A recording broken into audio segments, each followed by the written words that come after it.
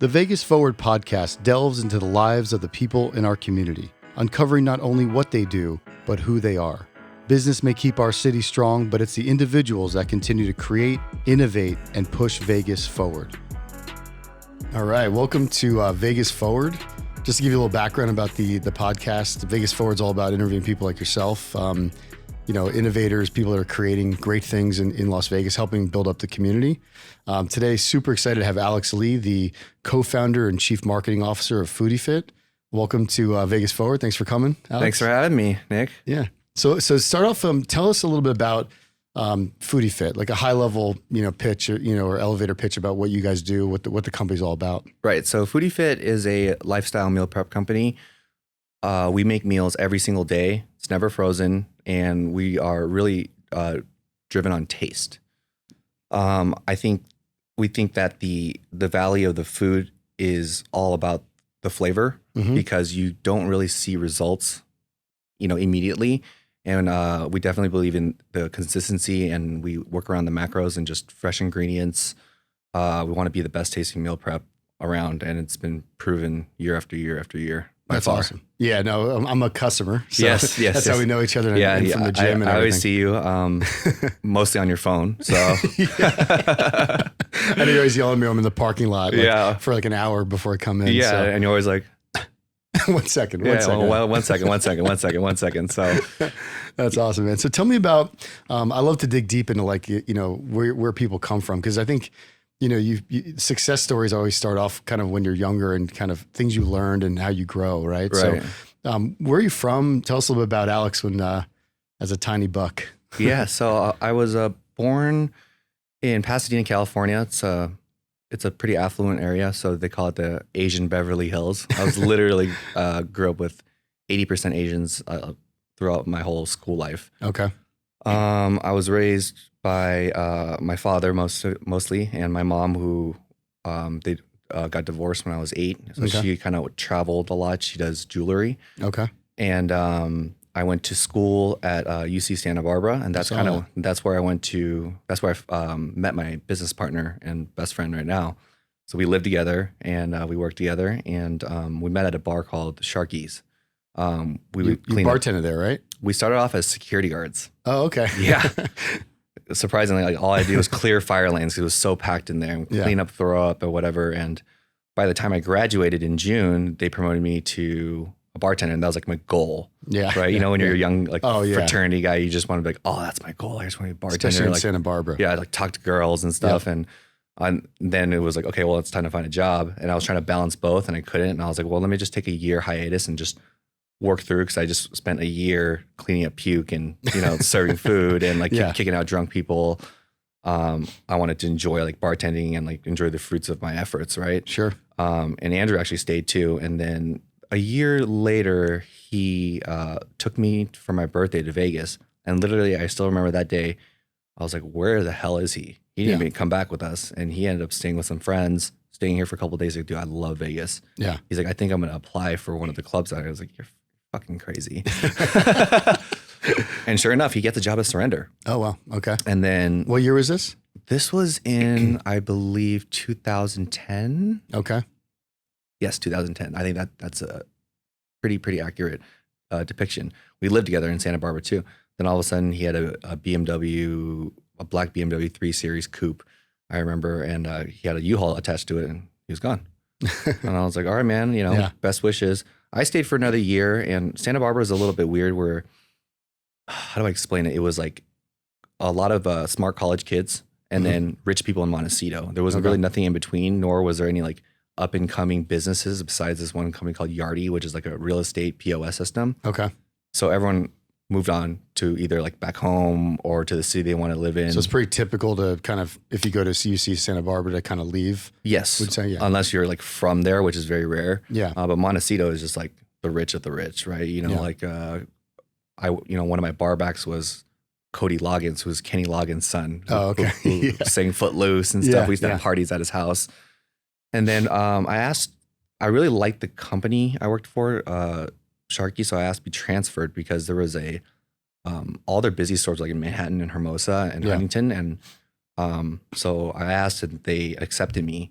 So I worked down there for about 2 years and became a manager, employee of the year over there.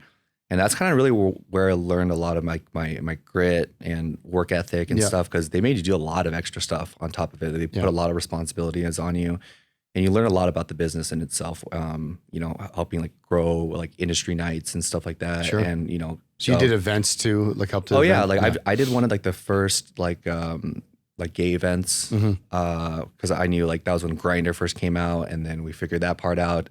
And dude, people come from all over the city, you know. Wow. And then most of the time, what we do is try to find like the local colleges, find an awesome deal, find one of their like what we call is like one of your like your champion promoters, sure, and then hook them up, you know, with free booze and a little bit of money, and they'll just come by the busload. And I was like, well, I'm really not looking for check value. I'm looking for volume. Sure, because you know colleges don't have a lot of money, but if I get $10 out of 40 of them, that's, exactly right, that's $400 or whatever. You know, and that's kind of how we started. And then I went to across from the pier. You've heard of Javier's, right? Oh yeah. So the owner started a place called Palmilla. Okay. So it's kind of a similar concept, higher end Mexican food. Yeah. So we were training staff over there, you know, playing around with like drink recipes and stuff, because like Hermosa was like the flagship. So they would always pull people from there because we're right next to corporate. Yep. So we follow the rules and stuff like that. And I met this person and he was like, hey man, it's like, you're really nice. Like, he's like, you know, what's there to do around here? He had like a Texas twang to him. And I was like, this is really cool, man. He's like, what do you do? He goes, I operate like 30 stores called My Fit Foods. And I was like, oh, okay. And he was like, you should come take a look. And because I didn't really grasp that concept yet, but it was kind of like the grab. I didn't even know it was really big then. Yeah. They had 80 locations. Wow. Okay. So they bought a pretty expensive location out in like Hermosa Beach on Aviation. And he's like, you want to come work for me? And I was like, wow. I was like, this is kind of like my segue out of the hospitality. The hospitality. I was like, I'm kind of over it. I'm like spending all the money back into the bar, and you know, I live that life. Trust me, that midlife 20s crisis, right? Yeah. So, and I was like, cool. How much? And he's like, it's 12 an hour. I was like, oh my God. In California. I was making 6 figures, you know? But I did it. Yeah. Like, I asked my dad, and he's that's like, awesome. Because I just do it what's right. Yeah. And I liked it. I really did enjoy it. I really, that's kind of where I got the concept, at least for like, you know, what we wanted to do here. Yeah. But a very loose version, if you will. But I just wasn't really digging kind of like the leadership of the business. And it was just grinding me out. You know, I turned the store into #1 store in like 3 months. I mean, with the help of like the team over there and stuff. What was your role specifically on marketing? I was actually the store manager and then became the general manager. Okay. And they're going to transfer me to Santa Monica. Okay. And I was like going back and forth. I was just burned out. And how old were you then? I was like 28. Yeah, 28, 29. Got it. Okay. So they landed me a salary position and I was gonna take it, and literally 2 days before, this girl's like, you are the best salesman I've ever met. Yeah. And I guess she was a president of like a big agency that worked with CBS. Okay. And then got me a job as an account executive, because I was always wondering like, what's it like to have like a desk job, right? So did you like it? They called me, and then I got hired, and they're like, okay, so Leslie's like one of our biggest buyers. We're going to fly in like 2 actual like radio legends to teach you how to sell radio, because usually you hire other people who had radio or sales experience, not selling meal preps. Yeah. Yeah. So I was doing that, and that's kind of where I learned like the corporate, like grind, like pound the phones, like learning how to create decks, create value. Cause back in the day it was traditional marketing, wasn't digital, right? Sure. That was still beating traditional by far. Cause there was no Facebook ads really. It was kind of more kind of like what TikTok is now. It's just like sponsored, but there's no like purchase conversions and all that stuff. So radio was still pretty king. And you know, these packages we would create would be like $1 million. Oh, wow. You know, $1 million packages. But think locally, like I would go to like a local place of management. If I walked into Adlava trying to sell you $1 million radio package, you'd be like, get the fuck out of here. Right. So, you know, it definitely kind of taught me how to, how to go past no and just really kind of pound the phones. I eventually got business, my dad got sick. And I never really had a really good relationship with him. He was like, I never understood why I wanted to bartend and, you know, why I had like, you know, piercings and tattoos and stuff like it's that. The Asian parenting. Yeah. Right? But when he got sick, it was like, damn, it's not looking good. And I was his only kid, you know? Yeah. So I left to be his caretaker to kind of like make things right, if you will. Yeah. Yeah. And he deteriorated fast. So I was kind of glad, but I was like, well, whatever. You know what I mean? Yeah. Then I was like in this limbo, and then I went to, you know, obviously my dad passed. I cleaned up all his stuff.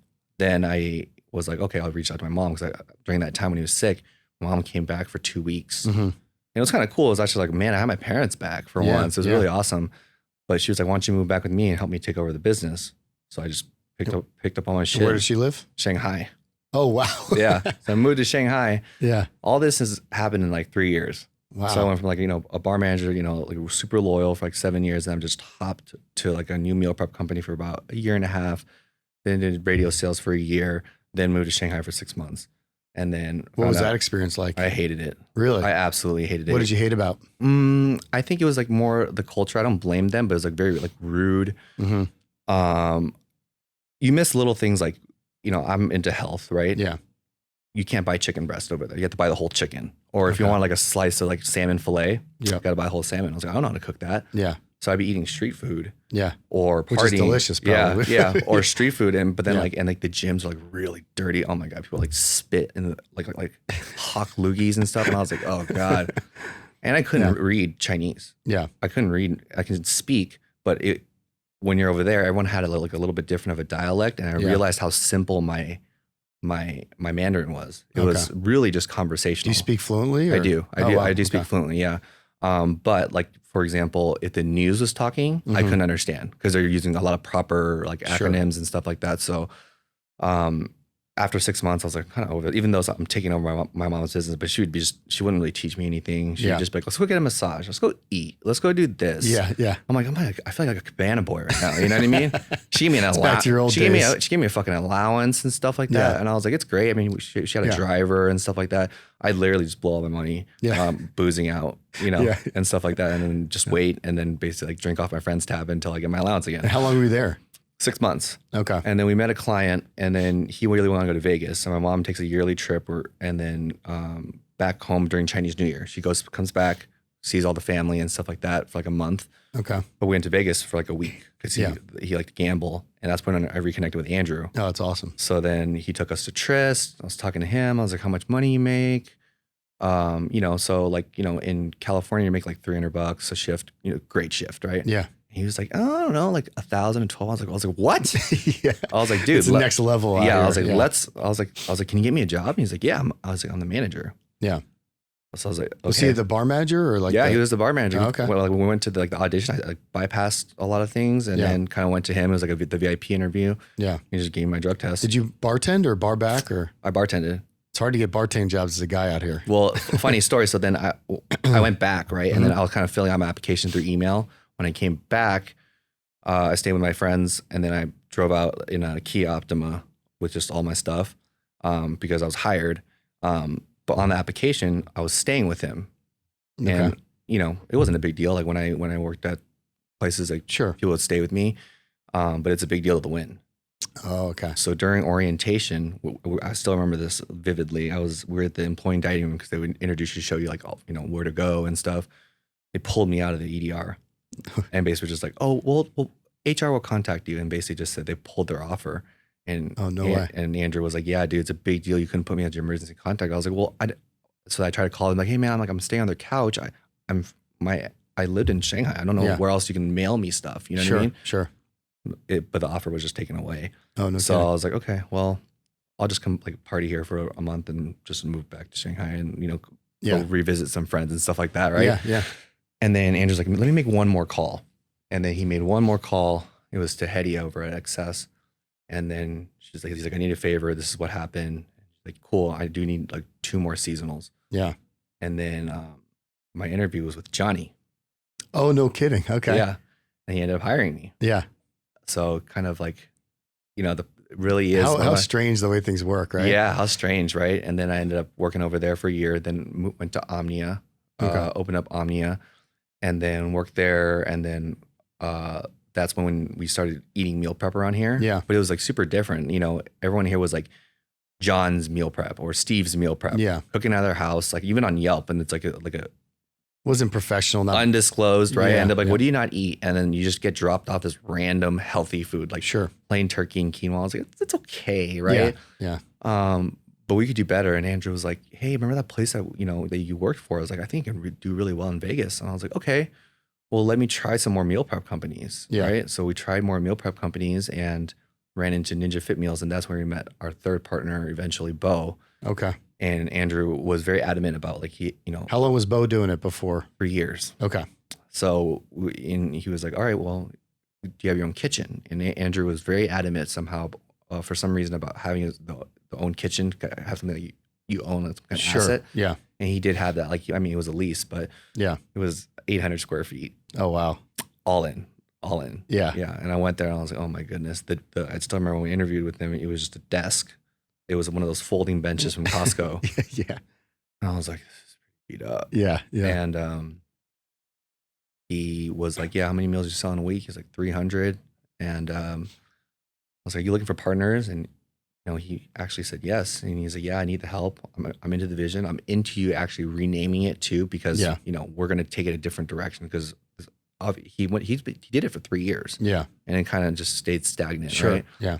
So we're like, we're going to help grow you, but we want partnership. So he let us buy in to become equal partners. And that's then awesome. A year later becomes Foodie Fit. But our promise to him was like, hey, we'll double your business in a year. And, just to kind of give you an idea, like, week to day, this last week, we sold about like between 15 and 20,000 meals. Wow. In 1 week? In 1 week. Wow. Yeah. So 300 to like, 15 to 20,000 meals. We have a 6,000 square foot commercial kitchen now. Yeah. 2 stores, and we made it through COVID. Yeah, exactly. Right. It's kind of cool to hear your journey though, where like every place you stopped, right? Where there was I took a little bit, right? You took a little bit, and that's a common theme that everyone I've spoken to that's had success later. Right. The commonalities are they took risks, right? Like you took that $12 an hour job when you were making 6 figures. Yeah. And each place you went, you kind of absorbed something. And that's what I always tell younger people too. It's like you gotta, some people are so about like now and not looking like, if I put in my dues now or meet the right people or learn the right things, then 5 years later, 10 years later, I can have what I want. You know what I mean? Which is what you did, which is really pretty cool. Yeah, it was, because I've always been like active on LinkedIn and stuff, and I'll just slowly, because in the beginning, the reason I didn't get into like the 9 to 5s, because they're going to offer like 30K, 25K, starting intern positions. And I was like, I'm making 3 times that bartending, working half. It's tough to cut that. Right. Yeah. So then I just kept going, and I was still like a manager. Right. So, but then now I started seeing them like morph, right. From like junior associate to whatever, to now like junior director. I have a lot of friends who are VPs now, and this. And I was like, I didn't get my head on my ass. Right. Yeah. I had the same thing happen to me though, because I was in the nightlife business. And I had a mid-20 crisis. I always say like, when I just turned 40, that was fine. When I was 25, for some reason, I was like, what the fuck am I doing? I'm drinking because my job as a promoter or whatever was to go out and party with people and bring them in. And it's a lot of stress, a lot of hours, a lot of drinking. Yeah. And, I learned a ton. I always call that my college education, but it's a tough path, Super tough path. Yeah. And I kind of went through the same thing that you did. And, I was like, my dream was to, work at the biggest, nightclub and be, because I was really into house music and stuff. And, being able to watch like Skrillex and Diplo, just like, 100 feet away, bartending was like the dream. But then I was like, is this really my dream? Like, I think I'm selling myself short. Sure. And I was just kind of really looking at it. I was like, well, then what's my next like step? And, talking to some managers, understanding what they made. And it's like, there's no room, they've already, all the aces are already in places. Yeah. So the only option is like to go out and start your own thing. But I knew I did, we would, our specialty really is in restaurant and the beverage industry. Yeah. But the club side, it wasn't necessarily too intriguing to me, because it was like, there's no value at the end. You get this guy fucked up, blacked out, whatever, like, do you feel good about yourself at the end of the day? Yeah. And I really felt good about myself when I worked at that meal prep company, because there were like, I'm into health and fitness. And when they would come in, be like, "Oh my God, I lost 15 pounds," and like it made me feel good. Like it made me forget that I was making $12 an hour. Oh yeah, yeah. You know what I I know mean? a lot of people that eat a Foodie Fit that it's changed their life. You know, Yeah, 100%. And simplified it. yeah, what a few people actually told me that was really made us really happy over at Foodie Fit was that they're like, you introduced me to new foods because I know you guys don't use like funky ingredients. Yeah. So like I tried your butter chicken. I've never had Indian food before, if that makes sense. Yeah, yeah. Because sometimes it's like a little bit too much for them. Sure. But now it's like an introduction. Now they went to an Indian restaurant. Right. Yeah. So it's outside of health. It's really more of a lifestyle. And I was like, that's kind of what it's all about. You know, when we're not trying to promote to like bodybuilders and like those like physique competitors. I mean, we have custom meals for them. Sure. But that's really not our core market. Our core market is people just all around, not just like aesthetics, but really the core value of like healthy is happy. And that's one of our core values. Yeah. And a lot of people don't know how to eat healthy. And even the ones that do, it's a struggle with time to find a good method to do it. I know for me, like meal prepping is just like, it'll take 2 hours to like prep food. Right. And so, you know, you're and so you got to close wait us out. Right. And you got to wait out. And you know, you can text tough. me if there's anything because I remember you always had like suggestions and slowly as you start trusting the food, you would start kind of getting more into like the beef barbecue. You would have never eaten that like 3 months ago. You were like so anti-carbs for a while. Yeah. You know what I mean? But now you trust it. You're like, okay, I'm fine. You know, and you're continuing to work out and all that stuff. And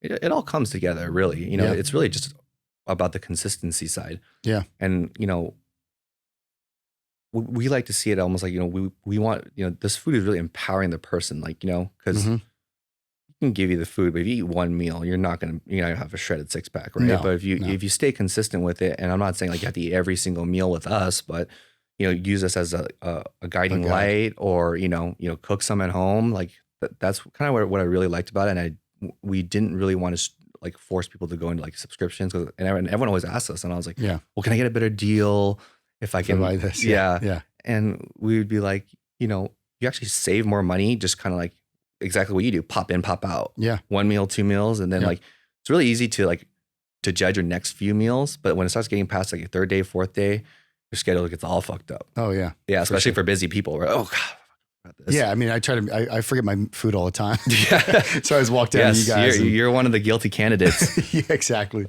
So you guys have like a ton of regular customers. I mean, how many people continuously come into Foodie Fit and buy from you guys, would you say is like it's funny too, because when we first started, we had this like group of regulars, and with the advancements of analytics and stuff, it's actually a lot larger than we thought. It's closer to like a 30 to 35,000 customers. Wow, really? Yeah. Wow. You would think, you know, and I was like, this is crazy. And do like, most order the signature meal, like the pre-made, or do they pre-made? Yeah. Okay. You know how to think about it. The taste is completely different. Like, sure. A good example is I remember you texting me like the Greek salad, like coming from a Greek. Yeah. I mean, I shit you not. That's what you said. Coming from a Greek, that's a great compliment. Yeah. You know, something that's Greek. And then you just mentioned the beef barbacoa bowl, which is something completely different. Oh yeah. You know what I mean? Yeah. And I think that's one thing that I have to applaud my business partner Bo for, is that he doesn't have like a chef twang. Yeah. Which means like if you're like a classically Italian trained chef, if you make a burger, there's always going to be like an Italian oregano or something. Yeah, or like these provolone instead of American. Sure. If Bo makes something and he wants to taste Mexican, it's pretty spot on. Yeah. Like he doesn't put any of his like specialties from it. You know, he actually came from Charlie Palmer Steakhouse too. So he has a very, very, very vast culinary background. It's almost like comfort food to me. You know what I mean? Like that's the thing, is like nothing, you got like spins on mac and cheese and Nashville hot chicken and like all these unique kind of, I think that's why you guys have a great following, is that you're always kind of innovating. Yep. Every time I come in there, and I like the Jamaican burger, which is back, by the way, which is good. But I was laughing because, you know, it's like I was telling you at the gym, everything's always switching out all the time. Yeah. You know, there's always new stuff, which is cool. And it's cool too, because we created a local, a good following, and, you know, and the following sometimes too is like, we're actually going to probably work on this more, is like, you know, build more on like the education side. Like when our new meals come out, you kind of just will like stumble in and be like, oh, today's a new item. Okay. Like, you know, you kind of just like stumbled in, and, you know, we come out with new items, but we really want to focus on the education side and added value of what we do, so they can kind of get more like excited for it versus like, I think right now they're just starting to catch on. So with you and your partners, like what role do each one of you guys, like what's your focus? What's Bo is the chef, obviously, but Yeah. So Bo, was the original business owner, but now he's really just focused on innovation. So imagine just like the kitchen next door is just all his pretty much. And he just innovates and cool. innovates and just builds up our recipe book. Because here's one thing that, that we're, that really came as like added value for this recipe book was like COVID. We had to do a lot of last minute switches because when COVID really started to hit, oh my God, we were trying to get, turkey was out, salmon was shortage. Oh yeah. But we had recipes ready to rock and roll to kind of just switch out on a dime. Yeah. Because there was just no availability at that point for like a month. It was pretty scary. And like, I'm sure. And I remember our office next door, I think Andrew ordered like, I want to say 500,000 containers. He was just trying to hedge us. Yeah. And, segue into Andrew. That's kind of what Andrew does. Andrew is the money guy. Yeah. He's the operations, and he's honestly he's a sharp guy. He's super sharp. I always tell people he's the smartest guy I know. Yeah. And, I can sell to a lot of people, but I can't sell to him because he's like a very numbers and performance, super numbers driven. Yeah. But the nice thing is, like, I'm the color side, right? Like the color and the black and white commentator is like I bring the kind of the personality with the brand, and then Andrew kind of makes sure that I don't, fart off all the money, fuck away all the money, and to make sure all my ideas actually make sense. Sure. And then Bo is like the heart of the product. I feel like, right? Yeah. And then now we have 110 employees, and just really motivating everyone to understand like how big of an impact they're partnerships are tough, but they're always successful when obviously you have to get along, but when each one has a really focused role, right? Yeah. I mean, you're like the marketing guy, the innovator. Yeah. You got Andrew, the analytical kind of, because one of the things I learned from me with you guys is like how I was thinking, oh, it's simple. Like, they put food in there. Yeah. Like, it's just from the outside looking in, you don't realize how complex the business is. Oh, it's so ordering. Complex. It's one of the hardest things we've ever kind of gone through. The harder thing is that there's really no one to talk to about it. No one's really. There are a few companies, but it's almost like, when you're in such a big niche, like no one wants to share it. No one wants to share it, right? Yeah. Yeah. I mean, Burger King's kitchen can probably look the same as a McDonald's kitchen versus something else. It's like the same thing, the same kind of steps, processes that you can kind of like follow. Cookie cutter, right? Yeah.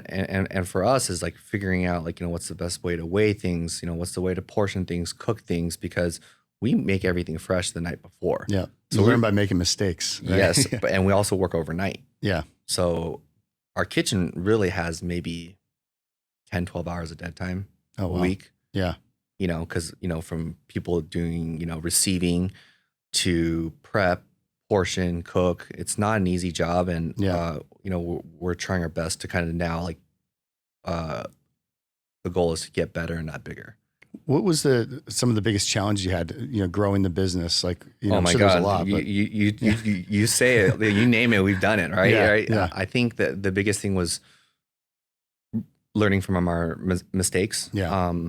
I think the one thing is that I think that makes us so different and successful is that we're just we're headstrong. We have grit. We're hardworking, and we have a good team. We have a good team. And a lot of them didn't have past meal prep. None of them had past meal prep experience. Yeah. Our director of operations was our boss at Sharky's. Yeah. And, I called him and he was working at Tesla. Yeah. Oh, no kidding. But that actually worked out because you kind of have to think meal prep as manufacturing.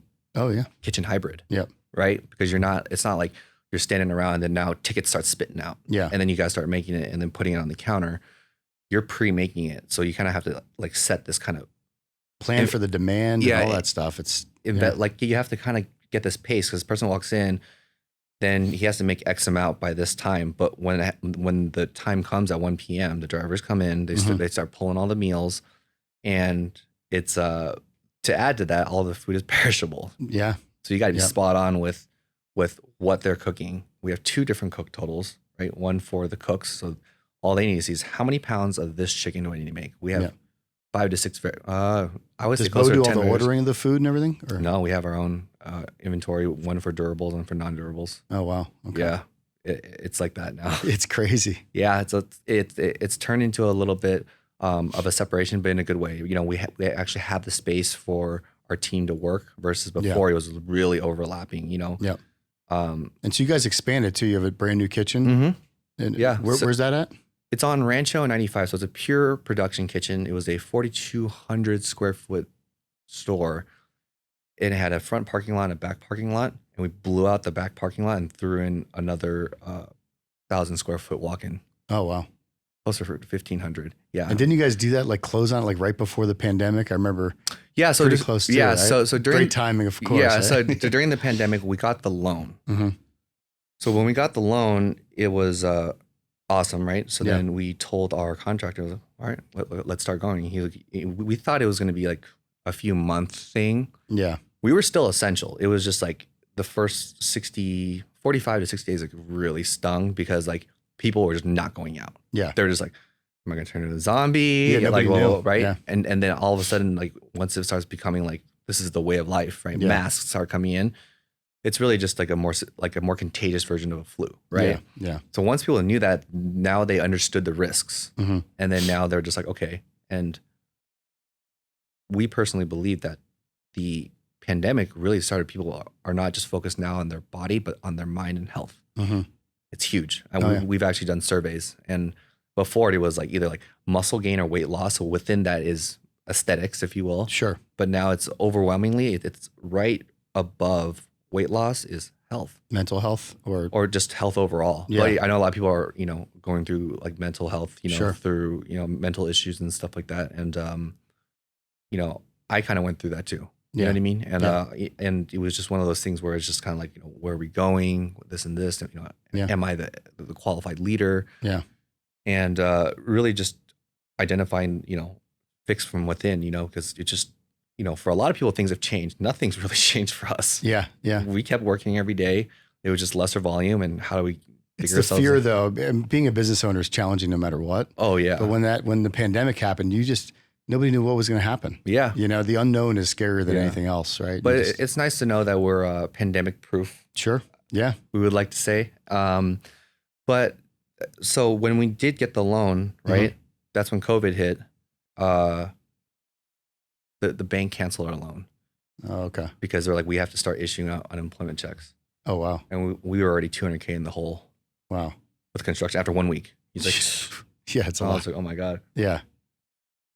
Good news is Andrew is like, Mr. Finance. He had a plan C. Oh, okay. That's where we went. That's where we were at. And he goes, this is the last one. There's no D. There is no D. Yeah. He always plans like 3 steps ahead. Yeah. Thank God. Yeah. So we had to renegotiate, come up from a 30-year conventional to a 10-year. That stung big time. Think about that, cash right? flow, yeah. Yeah, with the cash flow and whatnot. And we're not funded by anything. Yeah. We're still bootstrapped to this day. Yeah. Which is a good feeling once you get through it. It's a great feeling. And we're so blessed that the PPP came through. We're able to, keep everyone. We didn't lay off one person. Yeah. And then, fast forward to today, and now we're having a hiring, challenge. A hiring drought. Yep. Nationwide. Yeah. It's unbelievable. But at the same time, we're like, it's nothing we haven't really gone through. It's just another piece. Bump. Yeah. Another piece to this puzzle. How has that impacted you guys? Are you short on like front of the house, back, both? Everything. Yeah. So if we were to get anything out of this podcast, it would be, we are hiring. Call Alex. Yeah, right. Yeah. Call me, text me, whatever. We are hiring, and but at the same time, our core team is awesome. And I know this is an issue just for ourselves. Yeah. It's an issue for temp agencies. It's an issue for the strip. If you drive along the 15, yeah, it's usually like, come see David Copperfield. No, it's MGM saying we're hiring. Yeah, it's true. Yeah, it's crazy. Yeah. So, and someone even told me, oh yeah, I saw a sign Costco was hiring. Like Costco is like supposed to be like the #1 rated, like like wholesale place to work for retail. Yeah, and they're hiring. Yeah, so it's just one of those things where you just kind of have to. You have to wait it out. It's kind of frustrating for me because I know what struggles I've had in taking risks, sacrifices, and like you did, right? Going back to the $12 an hour job. And it's like, I feel like some people like just need to take that pay cut and get out there and do something. Yeah. You know what I mean? Because you never know what it's going to lead to. Your whole career led to you potentially that one job. You never know. Right. Yeah, absolutely. And so, it's kind of frustrating when people are complaining, I don't have work, but there's plenty of work, know? So I think, with our values, we're really starting to lean on them these days because we feel like that's kind of, as long as your values are there, you treat people with dignity and respect. Yeah. And one of our main goals is to give everyone a livable wage in the near future, and we're well on our way. Yeah. Is really be proud of kind of what you do, and that's kind of why we're in this health industry.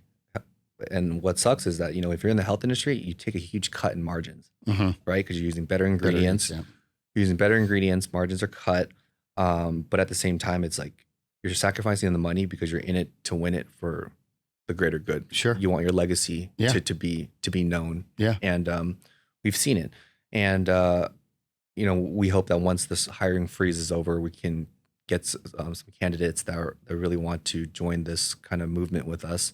I will say though, your staff though, I always compliment you on that. It's I don't know if it's got to be your training because I don't think, but every Michelle time I go does a in great there, job. But people are just so friendly. They come up and most of them don't know I know you, right? They just come up and they're like, "Can I help you with anything?" Yeah, they ask questions about how's your day going, like little things like that. But it's all about the customer experience. That's one thing I know I've read about you is you're hyper focused on the customer, right? Which at the end of the day is why Zappos they pay our bills. They pay our bills. Exactly. They pay our bills. Yep. They really are everything. Yeah. And they even said this past year in the pandemic, because we were all researching just different ways, and I came up on an article and shared it, and it was just like how many people. It was the example what they used was like AT&T and Verizon. They're like, oh, okay, for any new customer you get a new phone.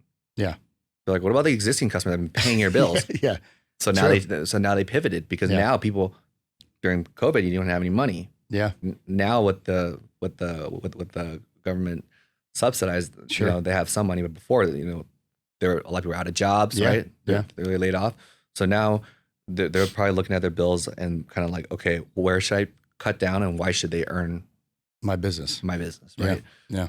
So we've always been very fair priced, and our whole goal was always to make something affordable and kind of like just let people know that eating healthy is easy. It's just, I feel like,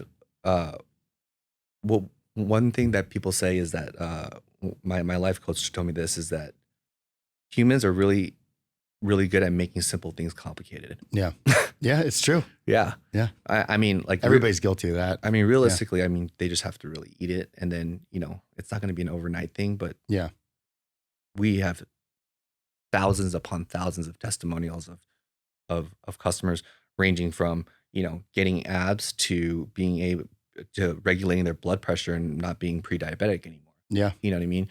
I'm not saying we're like the one pill solution and stuff like that, but we're supposed to be a tool. Right? Exactly. Still takes the person at the end of the day to make the decision and eat the food. But, but I mean, that's huge. That's making an impact is really what everyone dreams of, right? When they start a business, right? Is actually impacting other people's lives for better, right? It's not about the money. Mm-hmm. I mean, I live my life like that. Like of course I want to make money, but it's not only about the money. I think I care a lot about my team, and so do you, right? Yeah. Building that culture, people want to work for you, want to be around you, want to be a part of the movement, if you will.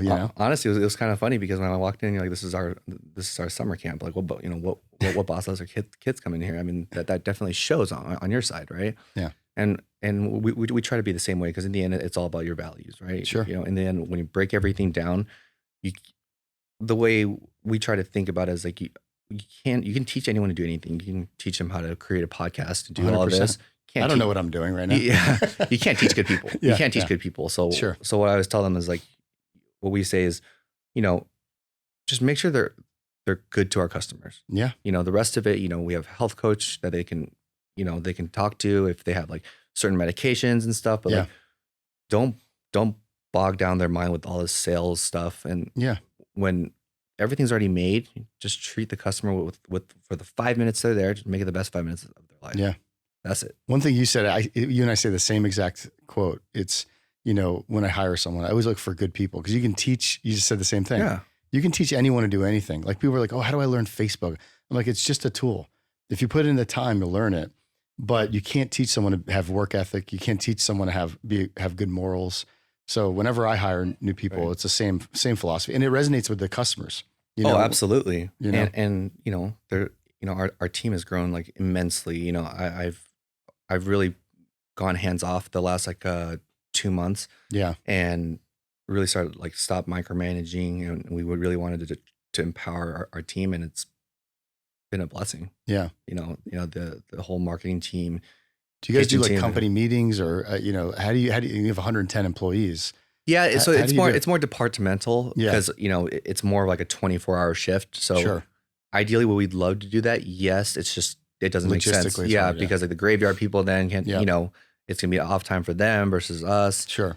But each department has their own culture underneath the grand culture, which is what Foodie Fit is, right? Got it. And I think it's become a person of its own in a sense, and it's matured, and we're really proud of it. Because before it was always like, oh, Alex, you've done so much. I was like, I haven't really done anything. Yeah, honestly, what I've been trying to do is really empower the team to start critically thinking, caring, and understanding, and like taking it from the reins. Like it's their own business. Yeah. because I can really, we can babysit them all day long. Sure. But it's not going to really teach them. It's really letting them know that mistakes are really opportunities. Yep. Because the old school way is like, you mess up, you get a backhand, right? Yeah.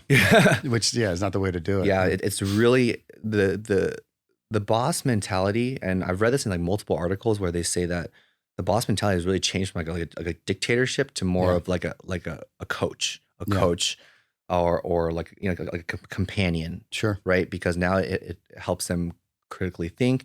It gives them also a piece in the strategy, right? So they feel like they had their hands in it. Yeah. And I love it. Yeah, that's awesome. I fucking love it. I mean, I've worked for dictatorships before. And and when I was like, if I ever start my own business, I'm going to run it the complete opposite. And sometimes it doesn't work out sometimes. Maybe you get a little too lenient or whatnot. But I think that if people, you have employees, I hate using that word sometimes, but like, it's a team, and it's a team. They want to be, they have to want to be there. You have to really, I feel like the company core values, I'm not going to lie. I used to think it was bullshit. It was just like, oh, it's like a cult, right? Whatever. Yeah. But it really does mean something in a sense, because it really simplifies everything down to what your core values are, right? Yeah. So you really tell them, and you can just spin the question back to them, like, is this making our customers happier and healthier? Yeah. Is this solution? And if it's not worth your time. Right. Versus me like going back and giving them the answer, or Andrew or Bo or whatever. Sure.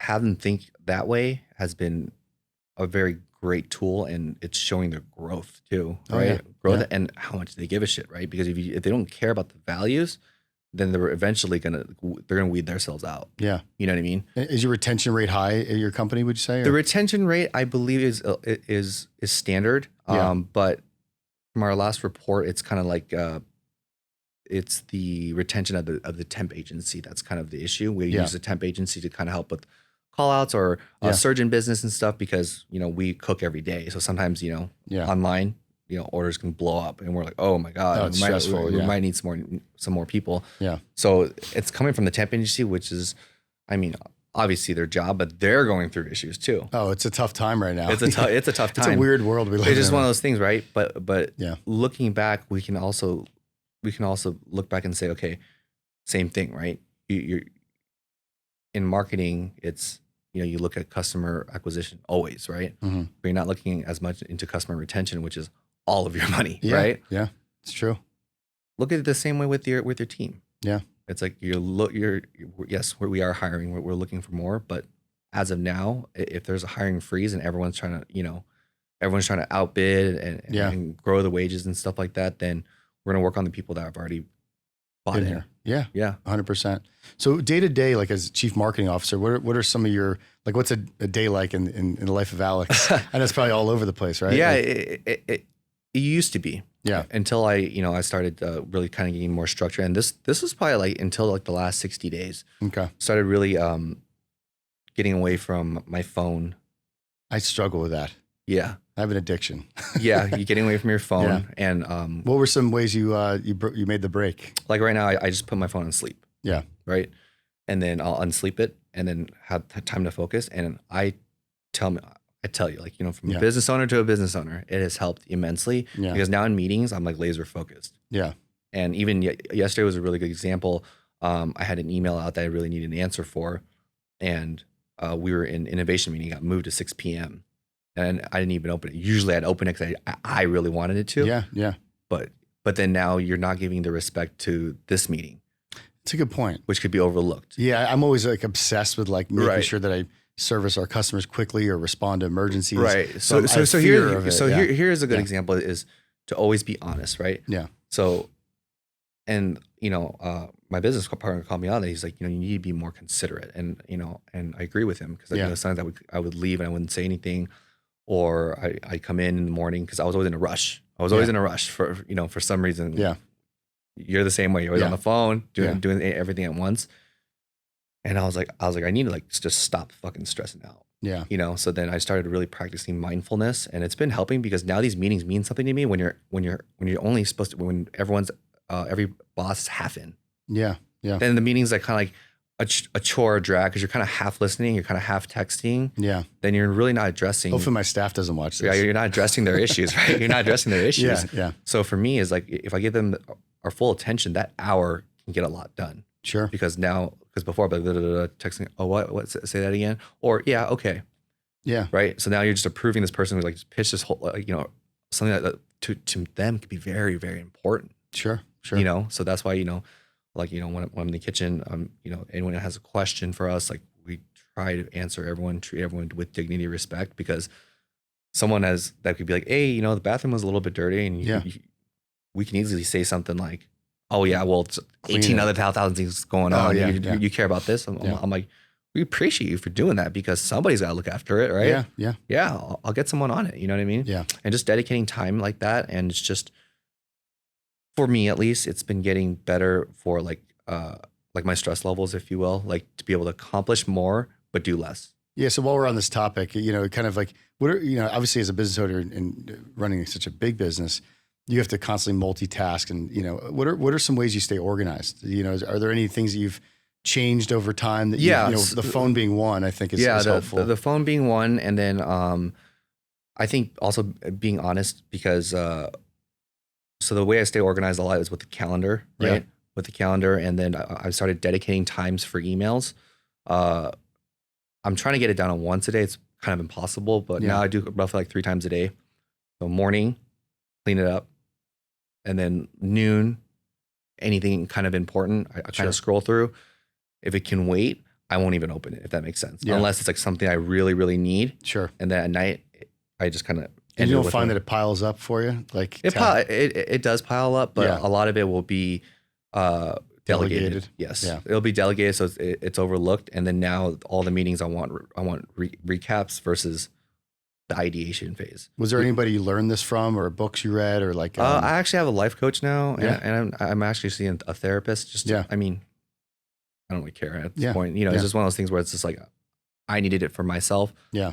And I think in order for me to grow and be of value and to be still of value to Foodie Fit, just because I own it doesn't mean like I'm just gonna be like sit back and let the money roll in, right? No. It's really to be a better me. Yeah. And I've done it through fitness, but you know, have I really done it mentally? No. And it's been really helping because now, like through this podcast, like, you know, I'm actually thinking about the podcast. Sure. The old me would be thinking about 5 other things. What am I going to be doing later? And skip a question or something like that. Yeah. So I like to be laser focused and dedicate my time, because you know, whoever I dedicate my time to, it's yours. Yeah. Yeah. And that's one thing too, because in the end, one of the things that I try to go by is your life should be organized. Your work should be organized around your life, not the other way around. For a lot of business owners, your life is organized around the business. Yeah. Yeah. And at a certain point, and for me, I guess it's year 5. Yeah. It has to be organized around me, or else then I'm not the best me. Just don't have kids. Yes.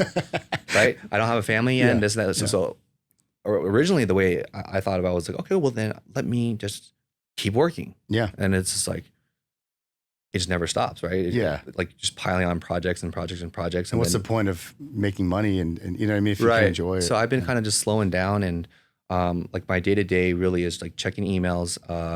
Right now it's usually seasonal. So we have like seasonal things. So right now our team just did a badass collaboration with Mas Por Favor. So now we're kind of at the tail end of it, like talk about like teamwork, right? It's innovating with Mas Por Favor for a healthier version of a taco, right? Okay. From there, it gets passed to marketing, and then it actually splits from marketing to like seed it, nurture it, and then kind of announce it to an operation side to produce it. Yeah. So it really takes an army to get one task done these days. And you know, we've come to realize that, you know, it's like, I'll do it. Like impossible. Yeah. Impossible. Yeah. You can't do everything. You can't. I'm struggling with that right now personally. Like, cause I have Adlava and I also have Quotable. Right. And so Quotable is kind of like where Adlava was 10 years ago. Right. Where it's a startup. I'm wearing 5 hats, doing a million different things. Yeah. And it's been a struggle, you know, to like, just like every day just blows by. Right. Yeah. And staying organized and like not stressed out all the time. And I saw a really interesting quote. I followed this kid that on LinkedIn, he sold 2 successful exits from his business. And one of the things he says, you never align, you know, your personal happiness with growth and revenue. You know what I mean? Like, like you shouldn't be like, your business should not be like dictating your happiness in a way. You know what I mean? And so 100%. It's a challenge though, I think, as a business owner to separate the two, because your business is kind of like your 1B, right? If you have kids or wife or whatever. Well, a funny thing is like when you ask a business owner, you're like, what do you like to do? Yeah. A lot of people will be like, I like to work. Yeah. Like, what? So I've actually just really been experiencing other things. And with that came new opportunities, right? Yeah. So think about what we talked about a little while ago about how all the experience that I've gone through help create me. Yeah.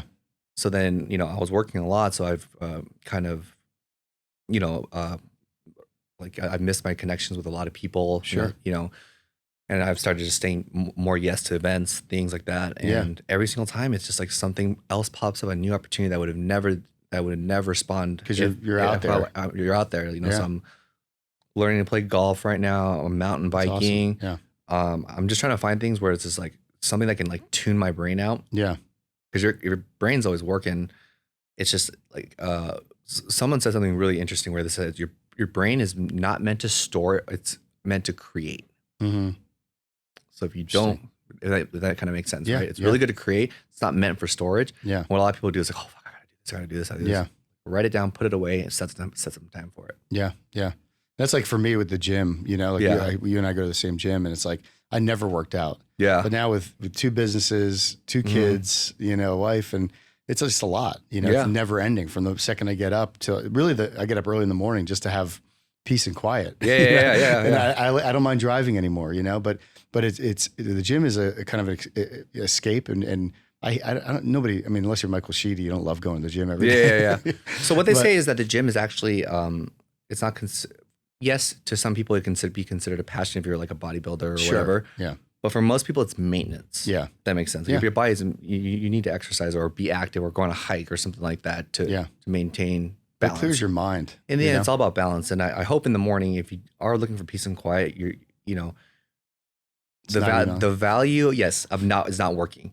I hope you're watching like something stupid. Yeah. Because it's actually going to be a lot of value to you, because it's going to get you ready, because that was awesome. Like, you know, I have an hour to myself to watch whatever you want. Cartoons, anime, I don't care. Yeah. Whatever it is as long as it's not illegal, right? Yeah, no, exactly. Yeah. Right. So, you know, and what we end up finding out, I think, is that it's going to be a lot of things that are being nostalgic to you as a kid when you didn't give a fuck, when you didn't have responsibilities. Sure. And then, you know, I just talked to somebody else and they're like, yeah, man, like, you know, I talked to somebody, you know, he talked to a therapist too. Yeah. And realized he loved to make music. And like, he does it purely because he enjoys making music. Yeah.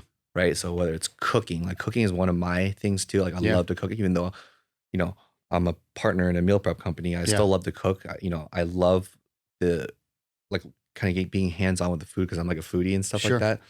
and finally like experiencing, because when I was a kid, I've realized that a lot of things that we were done was because my parents wouldn't let me do things. Like, wouldn't let me sleep over, wouldn't let me go on camping trips, too dangerous when I was a Boy Scout. Sure. So I've always been kind of like not into actually experiencing things. Yeah.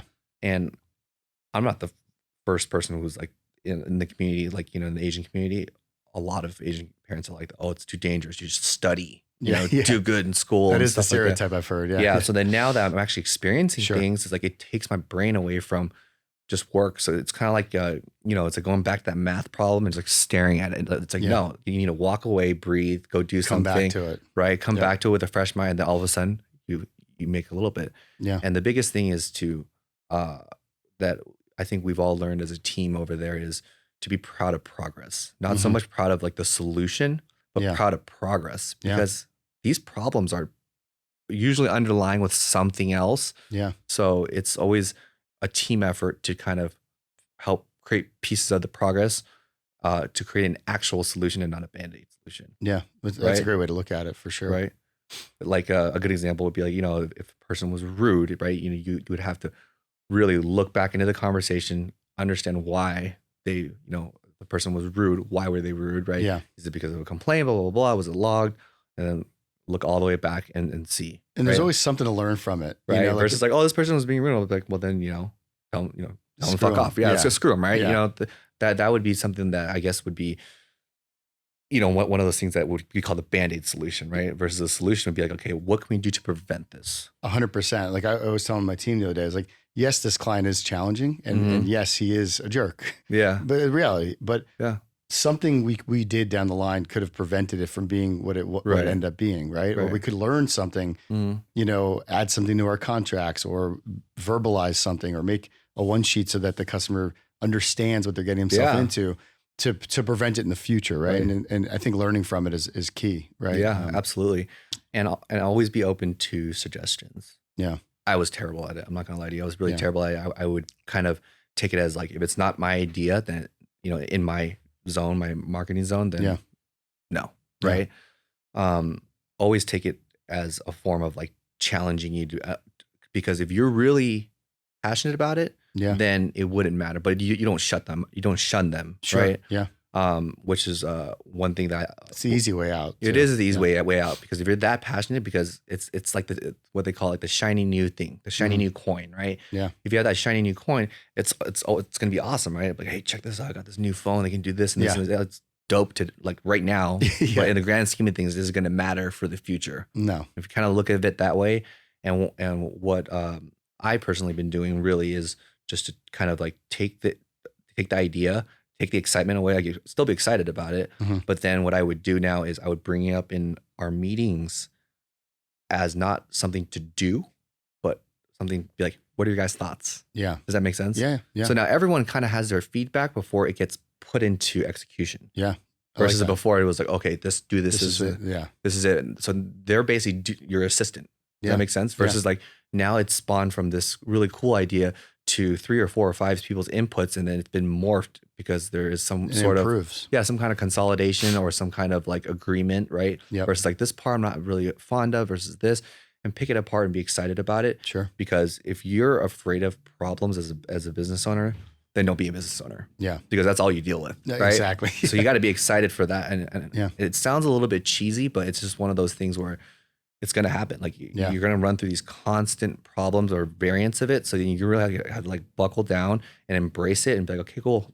Let's start really taking it. Yeah. And I used to, when I first started out owning a business, it was like, there's real big highs and there's real big lows. Right. And I always tell everyone the key is like to success, I think, is staying as even keeled as possible. Cause I used to get so upset, or I'd get so excited. Oh my God, we're working with the city of Las Vegas. Our life's going to change. Like, no, it's probably not. But it's a great customer and we love them. Right. But at the end of the day, it's like you have to maintain that balance. Yeah.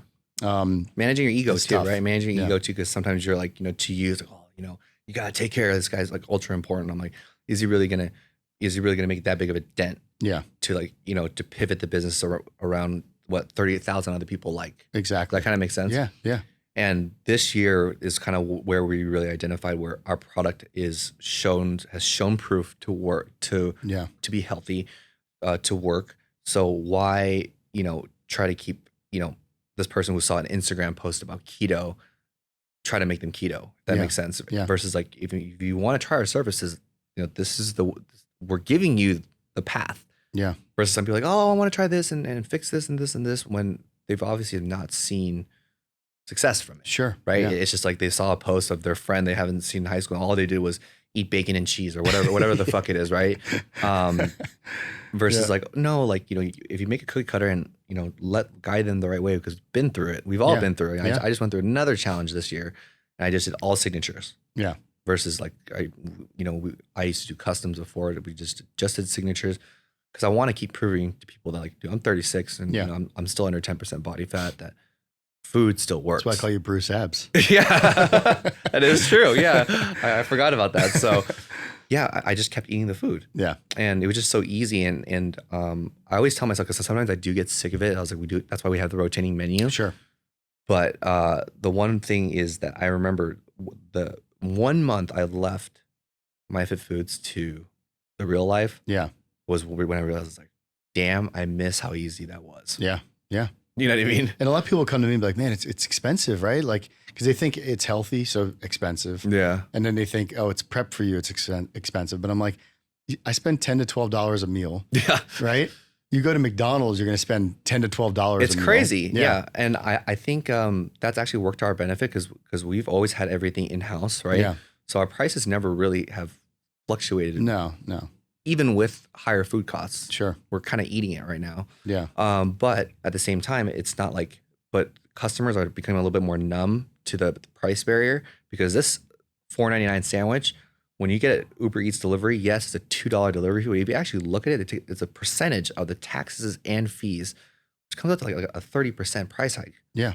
So now it's like, we're really competing against fast food right now. Yeah. If you want it delivered, like, I rarely eat fast food, but I think when I did during COVID, I even know why I did it, because when I got COVID, I was like, I can't smell. Why am I eating bad food? I might as well just eat healthy food, because I can't taste anything anyways. No. But it was just one of the things, like, when you're sick, you get to eat what you want. So Yeah. I ordered this thing. I was like, dude, I just paid like $28 for a Yeah. bowl of noodles, or Yeah. a burger from this place. It's crazy expensive. It's insane. So to my gratefulness to the team of sticking to the processes and ensuring the great product that we have, we're able to keep costs roughly the same. You know what I mean? Costs roughly the same. The we're actually making the product better, right? Because with volume, we're able to negotiate better pricing and stuff like that. And I actually we learned that from our meeting with the owner of Panda Express. He's like, we've always gotten better. The product is consistently getting better for the consumer. Yeah. And this guy's got 2,000 stores. Oh my God. That's always stuck in my head. It's privately owned, right? It's privately owned. Wow. He lives in Dragon's Ridge. Yeah, I'm sure he does. Yeah. He calls me. Owns Dragon's Ridge. Yeah. And my cousin actually works for him. Oh, no kidding. As an accountant. So every time like he calls me, I always text him as a joke, and he always freaks out because he's looked to as like a messiah. Oh, I'm sure. Yeah. You know what I mean? When with so many employees, I'm always like, oh, I just spoke with Andrew. You know what I mean? and he's always like, what did you say? Yeah. And one of my other childhood really, really close friends does like innovation for them now. Okay, cool. And it's just awesome. It's just to see like the power of the purpose, right? I didn't know he lived here. The owner. Yeah. Yeah. He's a very, very wise man. He kind of has like this little aura behind this 5'6" figure. Yeah. They live in a 25,000 square foot, like beautiful mansion. Oh, wow. But they definitely earned it, Yeah. They definitely earned it. And he actually lived down the street from me, surprisingly. They lived from where you grew up? Where I grew up. On the same street, on the other side, on the rich side. Oh, wow. I'm not saying I grew up poor by any means. Yeah. I definitely had a silver spoon up my mouth, but he was on the richer side. The richer side. So I even asked him, because when my dad passed away, I had the home that I was renting out. He was like, just get rid of it. And I was like, say no more, boss. Yeah. Sold the house. Yeah. And I was like, what did you do with your house? He goes, oh, we actually bought the mansion next door and combined them. So must be nice. Yeah. I was like, let me go over there, dude. Like you won't even know I'm there. Yeah, that's awesome. He bought the mansion next door. That's crazy. Yeah. Yeah. He's always been pushing us to, build the best product you have. Build the best product. What are your goals with the company? I mean, do you guys want to, franchise, go to other cities? I know you have partners, so everyone probably has different Different views. Yeah. I think our ultimate view right now is to grow these like little leaders that we have right now to become really powerful leaders. And also grow the team. I think right now that's really just kind of like my zoomed in focus because as far as like success money wise, I mean, my goal has been hit because I've never wanted to be like grossly wealthy. It's like, because then it becomes like, it becomes very like show offish and this and that. I was like, my goal was like, I want to make enough for me to, be able to have a family of 2, support them. Not have to worry about and not have to worry about day-to-day bills. Yeah. Like I don't have to worry about mortgage or my credit card bill or whatever, but like, I don't need like 4 Lambos. You don't need Jeff Bezos or anything. Yeah. Right. But obviously when you get to that point, that's like next level. Level. So for me, I just want to continue to nurture this brand that we built and have people be proud to work for this brand, and we're definitely on our way. So one of the things I want to kind of transit, which is a perfect transition, is just the city of Vegas in general. We kind of heard the story of what brought you here, but what do you love about Vegas? Like, I originally liked it because it was cheap, man. Not anymore. I lived in Hermosa Beach, and I actually, when I moved to Vegas, I had a pillowcase with quarters in it because I was like, hey, what do I do with my laundry? Yeah, I had to go to laundry. Oh, yeah.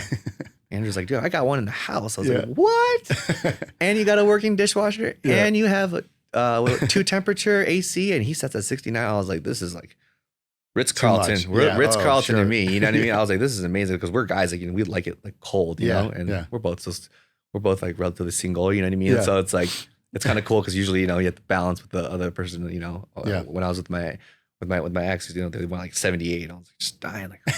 Yeah, exactly. But Vegas has become a lot more to me and the team now, I think, because I've seen these, we've seen the growth of so many people and the assimilation of like individuals from all over the place. Yeah. Literally. Yeah. Like, I'm from LA. Someone else can be from somewhere else, somewhere else and somewhere else. And like, you're getting stories from all over the place. And it's like LA minus 5 years. Yeah. It really is, because you don't have the traffic, which is fine. Yeah. Minus I miss the LA weather a lot. Yeah. I don't do very well with hot. I just like to sweat really easily. But at the same time, it's like, well, you have a home. Like every home is like an old home was like, oh, it's built in 2000. What's going on over here? So we have working AC. And this is where I call my home now. I don't have I still have some family in LA, but I'm really here, and my family is with Foodie Fit. You know what I mean? Yeah, so I look to them as like not only my team, but my family. Like I can, my director, business partner, I console in them. Like, so it's really much more than that, and we're really into the community as well. You guys do a lot of charitable stuff. Yeah, which is we have an annual prep for school. Which I'll probably be asking you for a donation for after this. There you go. But yeah, it's great, and it's one of the highlights of the year. Yeah, it really is, and we're one of the few people that actually were able to do donations during a pandemic year. Yeah, because it was one of those ideas where we were just like talking. We're like, why can't we be like the Win? Why can't we be like MGM? Yeah, all we need to do is really just pool some more small businesses together and be able to make that impact versus like, oh, that's the only stuff that the Win people do. And for us, you don't need big donors like corporations to do it. And they're so appreciative, especially from a local perspective. We work with the Hans Schneider Foundation. They manage all the money. They take a in-kind fee versus like some of these larger, companies like the Red Cross or whatever. Yeah. I don't want to fucking shit on them, but big company has a lot of overhead. Yeah. So if you're doing a small campaign, they'll take a lot per dollar. Okay.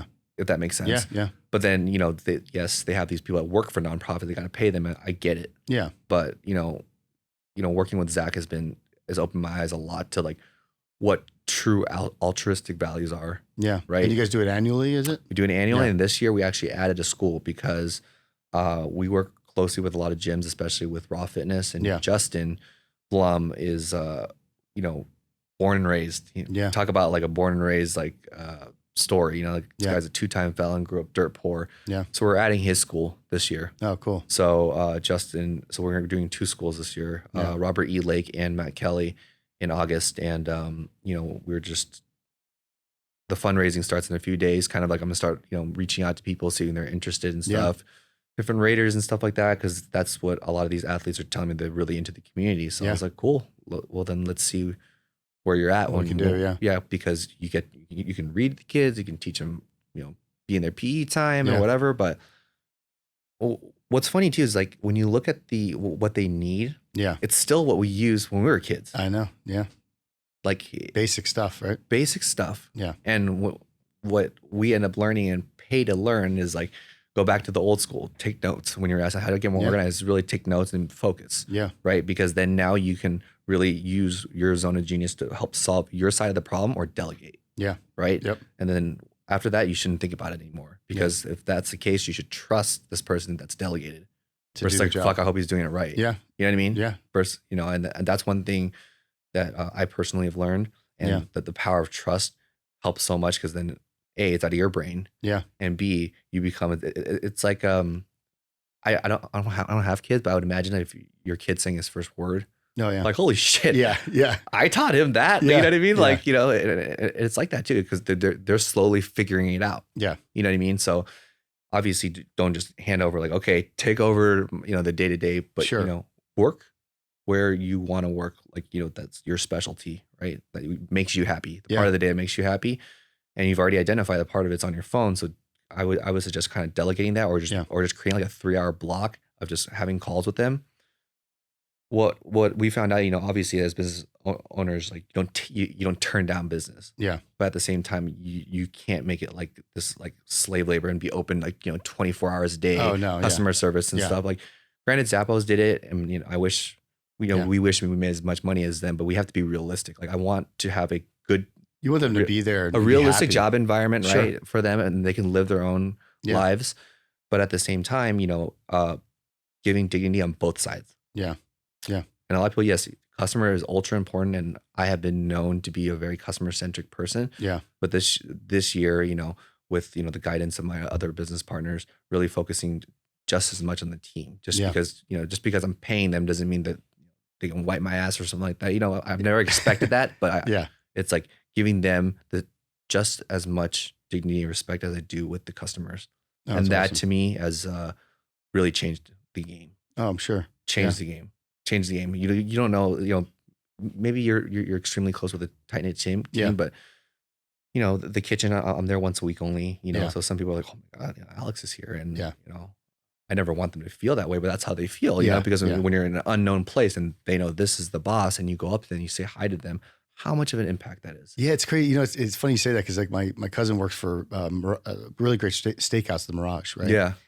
And they never notified him, still to this day, and no updates, no nothing about when he's coming back to work. Yeah. And I'm like, to me, it's like such a slap in the face to the people that are the ones that drive your business, that generate revenue for the corporation.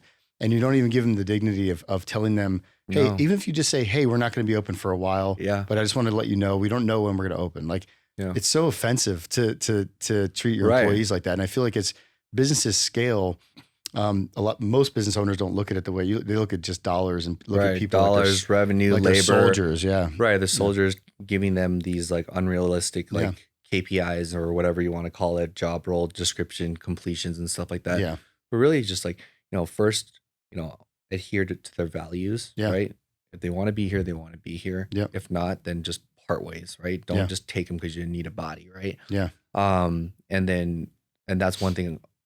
My director and my kitchen manager, Danielle and Goody, they've been like really good at just like, if they don't fit, they'll just part ways immediately.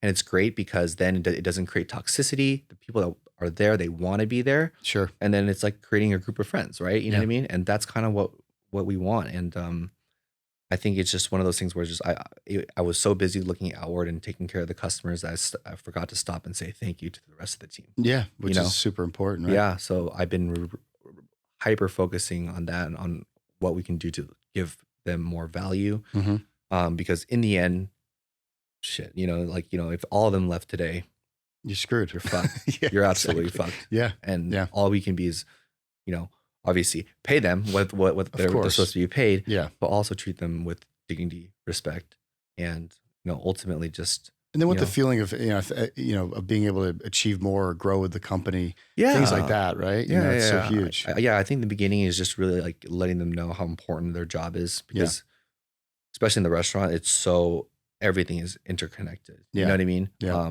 From marketing to sales to production to everything. It's just, one thing goes wrong, it just really holds up everything. Oh yeah. It's like a trickle down effect. Oh my goodness. Yeah.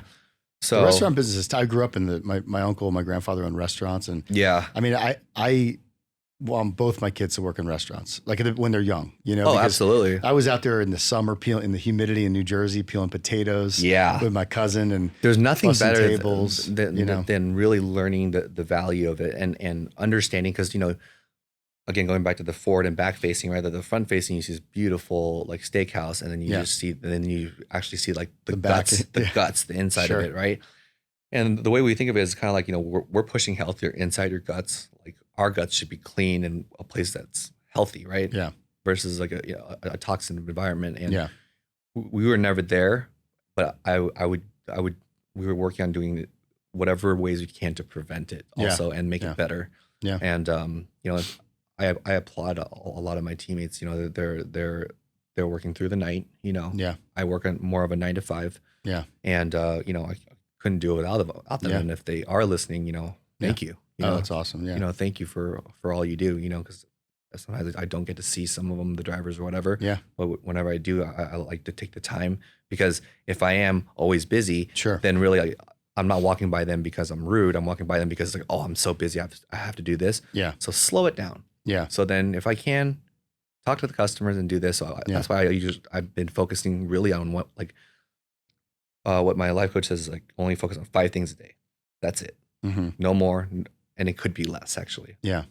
But those 3 things. So do you like the night before or the morning of, like write down what those 5 things are? Yes. So I've been doing that, and I actually been changing my schedule this week, and it's been working. So my sweet spot is like waking up at like 6:45. Yeah. I try waking up at 5, but I just get really tired and kind of burned out. Because you want to see what I don't like anything before 6. Yeah. So where it is to optimize. So like even on Monday. So Monday, what I tried was, okay, I'll stop watching TV at night because I had some issues sleeping. I've been sleeping much better now. Yeah.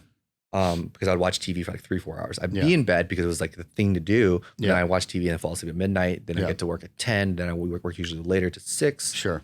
And I was just not really conducive because the marketing team works at like 6 and 7. Sure. So then I tried to get in now at 8, and I've been successful this whole week. But at the same time, I was like, I'll move TV time in the morning. Didn't work. Yeah. So what I need to do is wake up and just basically cook myself breakfast or do something kind of like going to walk with my dog. You know what I mean? Yeah. Something like that to kind of where you're not thinking about work, thinking about work, and even I would even go as far to say like even reading like leadership books is work. Yeah. So I actually read my books at work. Those books at work. Gotcha. Okay. Fantasy. Yeah. Harry Potter, like just BS comics or whatever. Yeah. Or like I love music, so I'll just blast music. Yeah. And then just like cook some food up in the morning. Yeah. Because Andrew is like he's amazing. He works amazing, like crazy work hours. So I don't want to disturb because we live together. Yeah. So I'll put on AirPods and I'll make some breakfast. Usually he's out the door before me, but sometimes he'll work split shifts. I think he's doing that this week. Yeah. I mean, he's literally like the epitome of like a Elon Musk style worker. Yeah, he's a sharp guy. I was impressed with him too. I mean, and you guys have always gotten along. I mean, I'm sure there's been conflict here and there. There's been conflict, but it's never been to a point where it's poisonous, because we have identified that our values are either the same or they coincide, if that kind of makes sense. And you talk about the key is communicating when there's an issue. Yeah. Yeah. And we had a heart to heart like a month ago, and it was great. I mean, it was an eye opener, probably more on my side. Yeah. But at the same time, we're when you start entrusting people with things, it doesn't mean that they're just going to go off and do all their things. Like they still need to follow up with you. Yeah. You know what I mean? So it's kind of like it was a long overdue follow up. Yeah. You know what I mean? So. Yeah, I mean, he's just, if I were to look forward like 2 years, he'd probably be the CEO. Yeah. I would be more than okay with it. Yeah.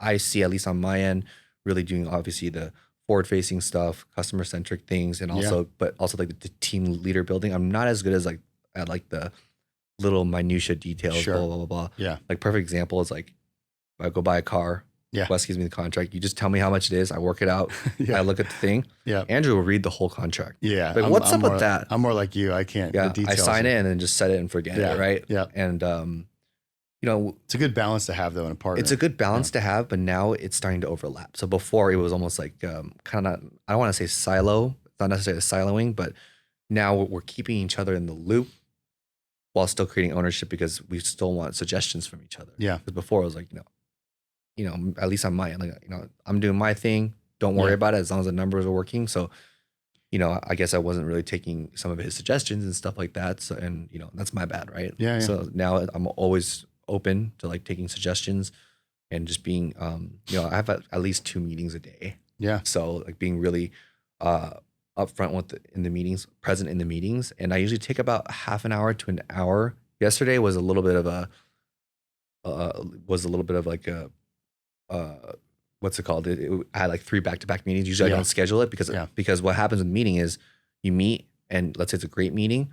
There's no action after. Yeah. So for my portion now, what I have to do is I have to consolidate everything that I have to do. Yeah. Because usually there's be a couple to do things. It might be small. Sure. But like one of them was like I had to fill out an influencer sheet, and because I had a back-to-back meeting, my marketing manager called me out. She's like, I was like, damn, I forgot. Yeah. I actually didn't say that. I was like, well, I sent over some influencers. We had a photo shoot yesterday, so I sent 2 influencers to the photo shoot. Yeah. And they got added to the list. Yeah. Sorry. They got added to the list, and she's like, well, that still doesn't mean that you shouldn't fill out the sheet. Yeah. But I think that goes to show how our team is. Yeah. Like she's talking to me like that. Yeah. Not rude. Yeah. But she's confronting you when you made a mistake or should have done something differently. Yeah. Correct. Yeah. Correct. So I said, you're right. I'm sorry, Priscilla. And that's how our team rides. Yeah. That's awesome. And it's beautiful because, just because I'm the owner doesn't mean like, you don't have a voice. Oh, 100%. You absolutely have a voice. You know what I mean? And sometimes it's to our detriment because it becomes like a much longer conversation. Yeah. But now I actually read it in the book, Pour Your Heart In, what they say is like, it's good because if you have this long discussion, everyone's a part of it. And now everyone's bought in. Yeah. There is no like, oh, I thought we were doing it. No, we're not. Yeah. Yeah. It's everyone agreed. We just talked 2 hours about this. Yeah. Right. Yeah. Everyone has agreed to this. Mm-hmm. Right. So now there's no confusion versus some meetings were like, huh, what the fuck? Like, are we doing this? Yeah. So, it's going back and like, filling out what I need to do. Yeah. Because we split the work, right? Yeah. As a team. Yeah. So I got to do this and this and this. Is that cool? Yeah. Everyone's like, yep.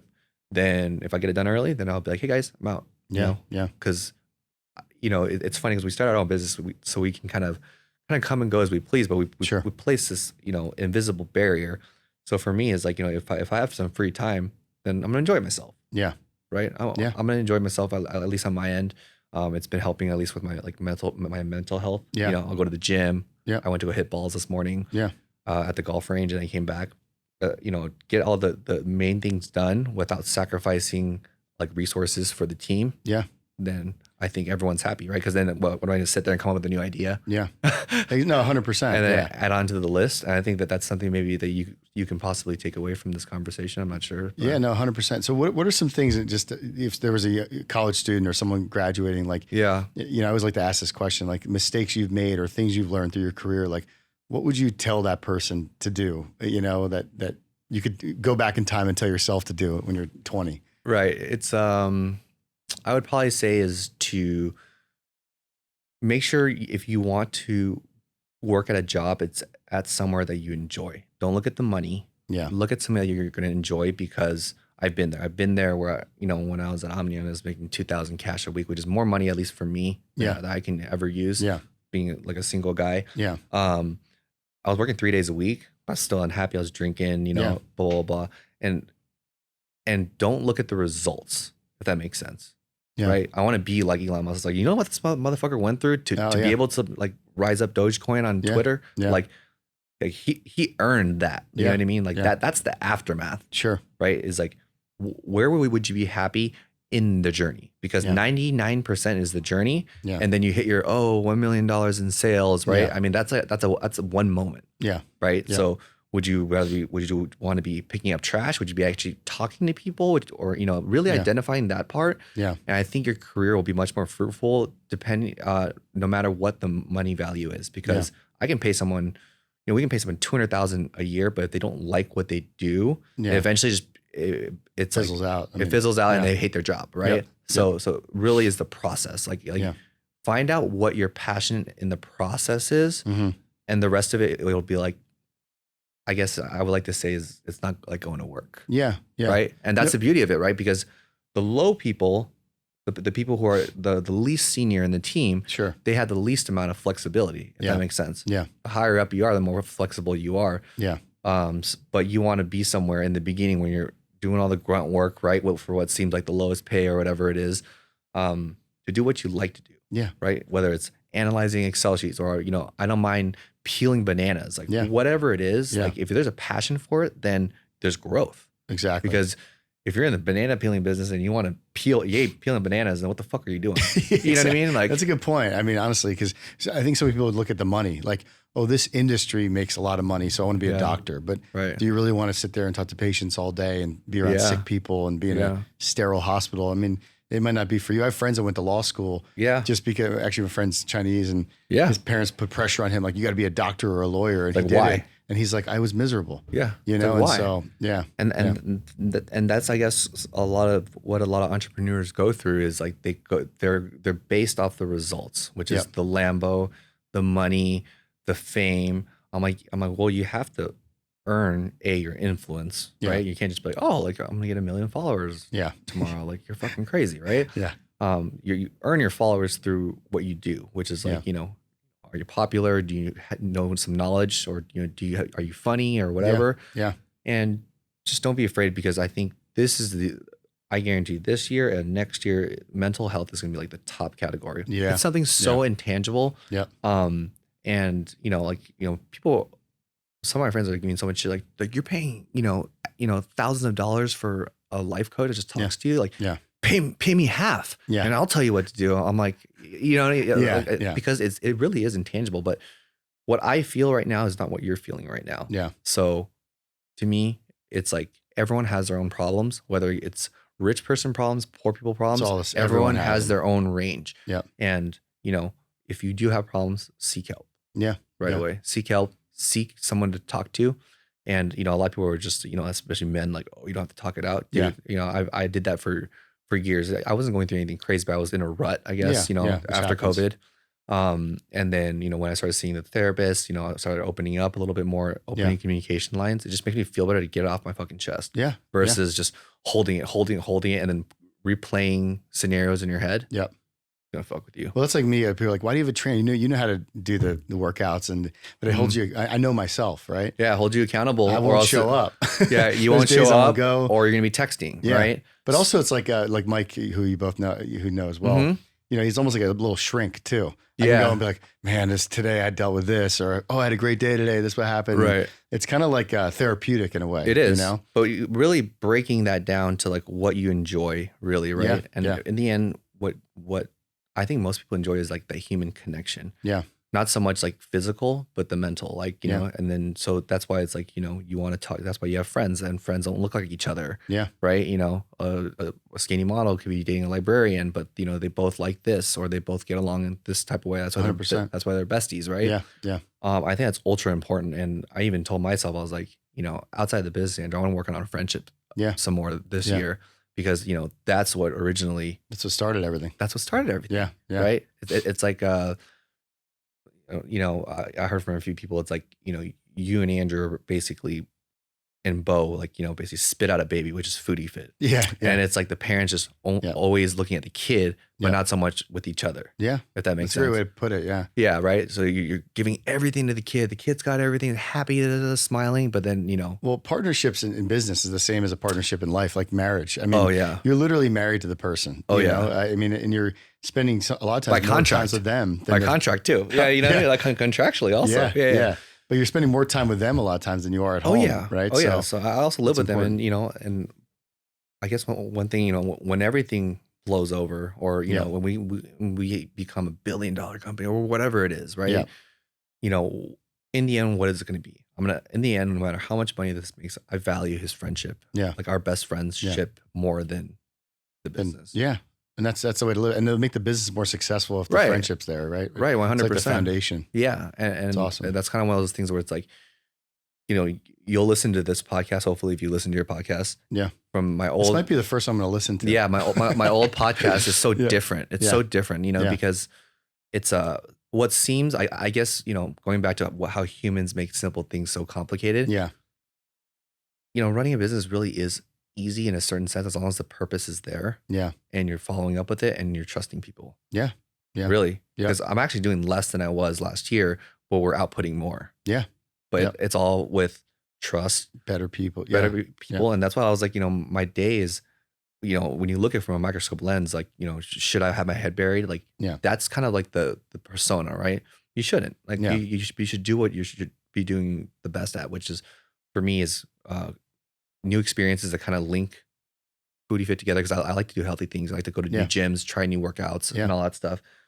And then coming back and spending time with Foodie Fit, because a lot of what I do is not because like you buy food from me, but we have a friendship. Like when I talk to you, like when I stop and give you your time, it may not seem like much, but we both know like, fuck, that was awesome, right? I like going in there when you feed me food. Yeah, like when you talk to me for like 15 minutes, right? Yeah. And I was like, man, if I can just dedicate like 10 or 15 minutes like that to the team, some more, just like follow up with them. I'm like, what are you working on? Because I'm genuinely curious.